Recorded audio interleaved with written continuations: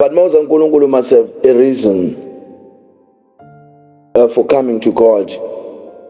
And God responds to that reason. Sometimes the reason yakho is not very theological or scripturally strong. But as long as unesizathu to be there, malithi noma engekamnike ngalesi sizathu kodwa uzomnika ngalesi sizathu. You must have a reason to be there. I think ngikhuluma nomzalwane siphuma la kule series siyahlangana ekhaya la every day. So I think I was talking to one of them, starting by transporter back ukuthi you must have reasons to be holy, even if akusikona ukuthi usaba uNkulunkulu, because uNkulunkulu since simazi ukuthi umdala ozulu nomhlaba and we are understanding this to kuzona, kuyafika to a stage where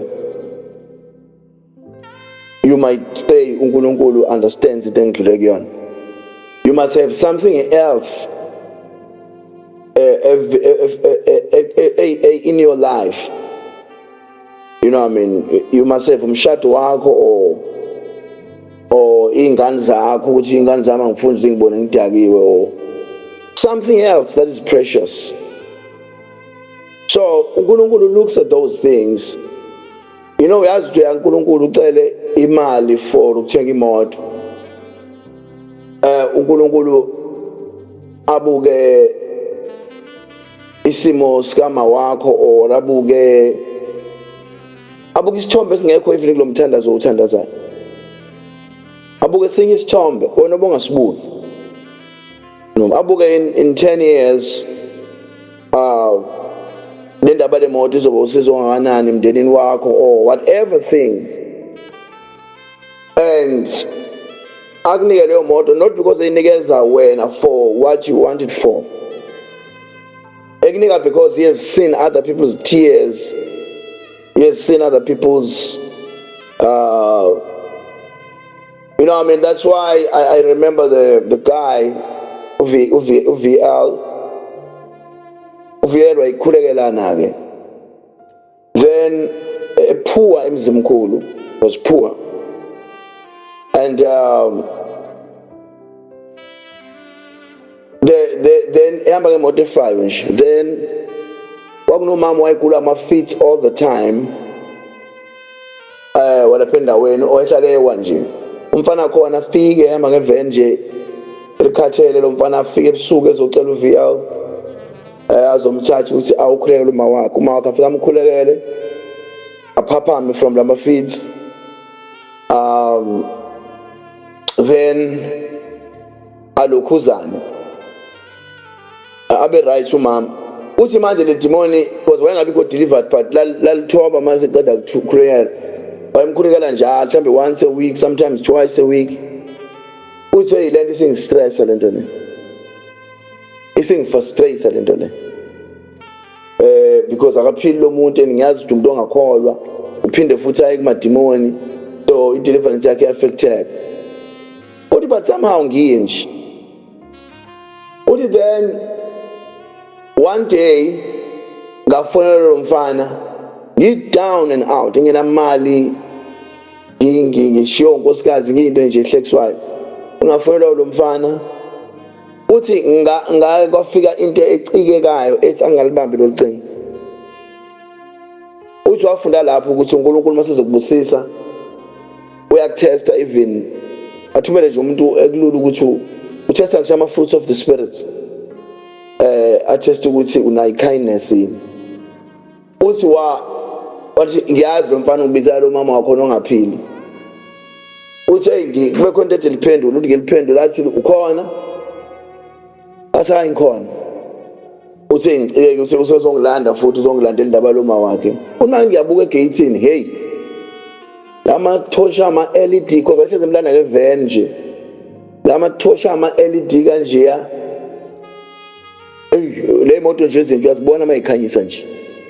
Uningezwa ngisho ihuthi ukuthi hayi le huthi le uma ngiyavula iRange Rover lo mfana iRange Rover uyithatha udavula icapha zonke udlala ingoma athi hayi sengiwelile vuka sengiwelile viyani uthi usabe ngitshela uzozizula ntu mawami athi hayi ngizokutshengisa uNkulunkulu langenzele zona kanti umfana wawina ilotho lapha emzimkhulu wangalo 20 million kodwa nje yaduma into yakhona. Then ke lo mfana uviyani ngasikhathi wayinentombazana ufuna uyiloboleke namali engenamoto emenye emasontweni ehlezi lando emarenki wathi lo mfana cela kusasa sihambe siye kwaToyota uyokhetha imoto oyifunayo ufuna umthengela iCorolla the latest Corolla la okuthiwa nganoma whatever conquest noma yini uyamthengela lona cash 300,000 wamnika u200,000 lokolobola wamnika neyoshada wamnika nenye imali. Then cutting the story short lo mfana uthi lapha esijoyintini kuphuzwa khona lapha ngasekhaya wayithi uveyane eqhamuka wayama ngeCorolla endala kama wakhe egugile etshekile efanjalo eshunqayo uthi kuhlekwe konke la ijoyintini kuthiwe awubuka umfundisi madoda uveyane labafundisi babeshumana prosperity kakhulu uba vele wathi le jointini ngazi balento ahlala ishumayela imisebenzele ngani uthi ngizwe inhliziyo yami babhlungu kwalo baba ukhulekela uma wami uthi ngathi uNkulunkulu ngicela ungiphe imali ngelotho ngifuna ukuthengela lo mfundisi imoto ngoba uyahlekwa la. So can you believe God answered that prayer? Yeshoni for umzalwane yena imthandazo yakhe ngathi engaphendulwa efuna imali. So what I'm trying to say, uNkulunkulu looks at something else that matters more. Akabuki what you are asking, he's looking at something else. Ngathi nje makuthiwa udrive imoto uNkulunkulu ubuka i-blind spot. He looks the most dangerous thing that matters. Akabuka amehlo ethu lawa thina ukugabisa. Ubuka inyembezi zabazali bakho or ubuka something heavy. Something as a community yakho ukuthi how is this thing gonna empower abantu abahluphekayo about whatever thing and that's what God sees. You know what I mean? Ngize ngithi mangitshela labantu masidebate la ngithi uNkulunkulu wathi mayibuka uMichael Jackson wayibuka abantu abamnyama ababe abuse America or mayibuka Oprah akabuka Oprah rich ubuka something must rise from the ruins zalabantu abamnyama for them ukuthi kube nento abacomfortayo ulalalize racist kangaka. So you must always catch up in mind kaNkulunkulu injalo. You must always have a reason other than you for God to you must be a slave or a servant. You must not be the beneficiary. You must be saying like uSolomon wathi ucele wisdom ikhona ezosiza abantwana bakaNkulunkulu because wafika lapha kwakhona ubaba wakhe and uSolomon wabona ukuthi hayi wonke umuntu uyalwa la ingqondo isetshenziswa la yonke isolve ngenkemba. So wathi ucele wisdom to help here. uNkulunkulu wathi because you have asked land for abantu abami ngizokunika nengcebo ne-honor, riches and honor. So uNkulunkulu is like that. He does not see ngale sibuka ngayo. So uma sometimes kunalo mfazi eBhayibhelini wafuna izinto ngiyathanda kumquote kakhulu because lesifazana nengane into very serious. Wathana eziminyaka uNkulunkulu engamphenduli isikhathi uphenini izala yena efuna ingane engayitholi. But wathi uNkulunkulu wasemshithi ingqondo ingane esengasayifuneli ukulwa nembangi yakhe le eseyifunela ukuserve uNkulunkulu esebonile ukuthi ingane zika Eli ziyaganga ethempelini ushota ingane ethempelini ezoba ngcwele kushota ingane ezokade umphongolo lapha ingane zika Eli ziyaganga then yena esethandaza ethempelini esekhoswa isebona isimo sakhe ethempelini. uNkulunkulu wamnika ingane wayibuyisa ethempelini leyo ngane. uNkulunkulu aqala amnika ingane zakhe. So God is like that. Abraham saw a bigger reason to ingane yakhe mayisacrifice more than ukuthi ubeyifuna for 25 years. But with faith yakhe he saw a bigger reason ukuthi there has to be a sacrifice for abantu. So that's how we approach izinto zikaNkulunkulu. This approach ukuthi understand yini ukuthi what's the bigger reason. Uyabona as uphila nje ubaba umama, you are not only ubaba wakwakho or umama wakwakho, you are an inspiration kwabanye abantu abangahlangene abantu nje babebona umndeni wakho ubundlela ophethe ngomndeni wakho usubuilde imindeni e100. So uNkulunkulu mayekubusisa akabusisi wena, ubusisa le pipeline yonke leya. So malithi verse lana noma engeke amnike ngalesi sizathu kodwa uzomnika ngalesi sizathu, uveza ukuthi kufanele kube nesizathu esi-heavy. You know what I mean? Like uSolomon wafika abantu lana belale umyalelo phezu kwengane, wabuza umbuzo nje wathi ayihlukaniswe phakathi nengane. Wathi lona yebo, wathi lona ngingasuka uyinike yena. That was heavy. That you understand ngayo ke today. Shorter with tears in our prayers ukuthi uNkulunkulu, not me, but that thing has to be fixed. Noma ke ngingasavelanga mina, but leyanto must be fixed.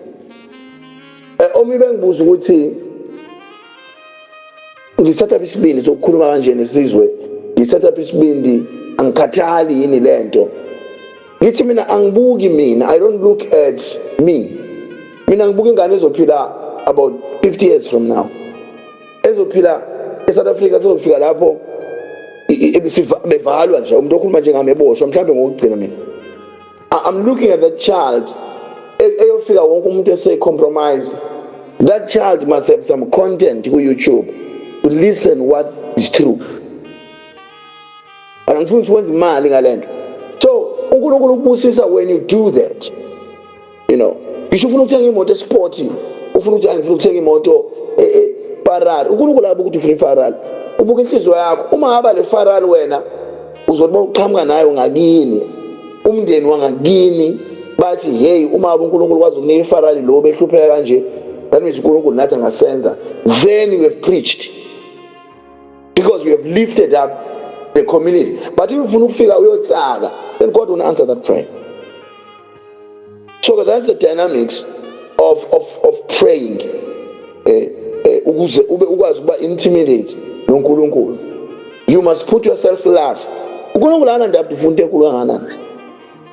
You know what I mean? uNkulunkulu when ephendula uma enikeza uMotsepha amabhiliyoni, I'm sure uMotsepha wayengenawo nje ingqondo nje ukuthi uyoba ibhiliyoni. That was not in his. Ubona manje sesathatha abantu bo Sundowns uyabona ukuthi lo muntu he wanted to help people.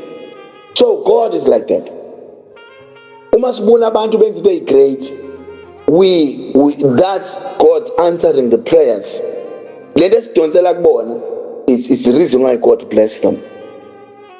Baningi abantu abapowerful emhlabeni abanezinto abangaveli nje, abangekho blessed, because ngoba no 3 billion ebank awukho blessed. 3 billion is just money ozoyishiya there, you're not blessed. As long as you're not bringing anything to your family, awulethi lutho. Abekho abantu abathi isibusiso, uhlulwa nawo umuntu uzovela awucenta igceke kwamakhelwane izalwazi zakamakhelwane zithi siyabonga ngalo. Wena lo 3 billion yakho use-accountini uzobola nawe endlini yakho bokufica une-heart attack one day. So you must always know that God is looking outside, and as long as inhliziyo yakho ingekho kubantu, ungekho to people, and ungenzi into uyenzela people, you have lost the reason. So as long as I pendulum for this, but he will answer you for this. Okay, let's go to prayer.